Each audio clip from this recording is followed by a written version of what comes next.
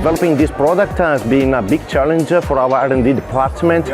Because replacing plastic is not a very easy thing, but definitely our R&D department succeed in providing a better packaging, not only sustainable but also from the functionality. The carton board is at the end a recyclable material, and then of course in this way we sustain our environment and we make a better future. It is a very important achievement because this special packaging has been developed by a very young R&D team, and we are very proud for them because we are very young and talented people in the R&D department, and we are very happy for this achievement for the company, but especially for them.